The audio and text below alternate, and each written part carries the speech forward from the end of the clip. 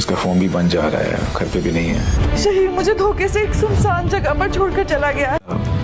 किसी से कांटेक्ट में नहीं है। शहीर, उसका फोन भी बंद जा रहा है, घर पे भी नहीं। तो ड्रामे के आगे आने वाले एपिसोड बहुत ही ज्यादा इंटरेस्टिंग होने वाले हैं। मावरा अपनी माँ से बातें कर रही थी कि अचानक उसे चक्कर आ जाते हैं। मावरा की माँ फौरन घबरा कर कहती है, बेटा तुम्हारी तबीयत ठीक नहीं लग रही, हमें फौरन डॉक्टर के पास जाना चाहिए।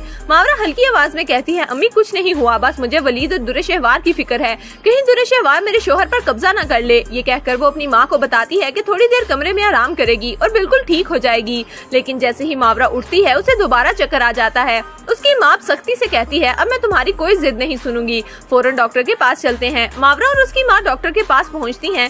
चेकअप के बाद डॉक्टर मुस्कुरा कर खुशखबरी देती है, मुबारक हो, आप एक्सपेक्ट कर रही हैं, मगर आपको बहुत ख्याल रखने की जरूरत है, आप काफी कमजोर हैं, अपनी खुराक और आराम पर तवज्जो दें। ये सुनते ही मावरा के चेहरे पर खुशी से आंसू आ जाते हैं। वो अपनी माँ के गले लगकर कहती है, अम्मी ये अल्लाह का मुआवजा है, जिस वक्त मैं टूट चुकी थी उसी वक्त रब ने मुझे ये खुशखबरी दी, अब मैं वलीद के सामने सर उठा कर खड़ी हो सकती हूँ। मावरा की माँ भी जज्बाती हो जाती है और कहती है, हाँ बेटा घर चलते हैं, मैं वलीद को फोन करती हूँ कि वो तुम्हें देखने आ जाए। घर पहुंचकर मावरा की माँ वलीद से कहती है, बेटा मावरा की तबीयत ठीक नहीं है, वो तुम्हें याद कर रही है। वलीद फौरन आने का वादा करता है और सीधा मावरा के पास पहुंचता है। मावरा खुशी से वलीद को कहती है, मुझे आपको एक बात बतानी है। वलीद तजस्सुस से पूछता है, हाँ मावरा बताओ क्या हुआ। मावरा धीरे से मुस्कुराती है और कहती है, मुबारक हो, आप बाप बनने वाले हैं। ये सुनते ही वलीद की खुशी का कोई ठिकाना नहीं रहता। वो मावरा का हाथ पकड़कर कहता है, सच बताओ मावरा, ये झूठ तो नहीं।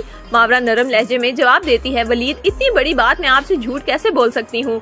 ये सुनकर वलीद की आंखों से आंसू निकल आते हैं। वो जज्बाती होकर कहता है, अल्लाह ने मुझसे मेरी बेटी दुआ ले ली, मगर अब एक और नेमत देने वाला है। मावरा तुमने मुझे दोबारा जीने की उम्मीद दे दी। मावरा मुस्कुरा कर कहती है, मैं बस चाहती हूँ कि आप हमेशा खुश रहें। मुझे मालूम है कि दुआ का गम कभी नहीं मिट सकता, लेकिन अल्लाह ने एक और खुशखबरी देकर हमारी जिंदगी बदल दी है। उधर दूसरी तरफ तैमूर की माँ फातिमा तैमूर को समझाती है, बेटा दुरे शहवार ने पहले ही बहुत कुछ बर्बाद किया है, अब तुम उसकी बातों में ना आओ, अपने और आयमा के रिश्ते को संभालो, उससे माफी मांगो और उसे वापस घर ले आओ। तैमूर अपनी माँ की बात मान लेता है और आयमा से माफी मांगता है। आयमा पहले तो नाराज रहती है, मगर आखिरकार अपने बच्चे की खातिर तैमूर को माफ कर देती है और वापस घर आ जाती है। दोनों का रिश्ता एक बार फिर मजबूत हो जाता है। मगर दुरे शहवार जब भी आयमा और तैमूर को साथ देखती है उसके दिल में आग लगती है, लेकिन अब वो कुछ भी नहीं कर सकती क्योंकि उसका अपना भाई तैमूर भी उसका साथ देने से इनकार कर चुका है। उधर आयमा अपनी सास फातिमा को खुशखबरी देती है, अम्मी मावरा भी एक्सपेक्ट कर रही है, भाई के घर में खुशियां आने वाली हैं। ये सुनकर दुरे शहवार के कदमों तले जमीन निकल जाती है।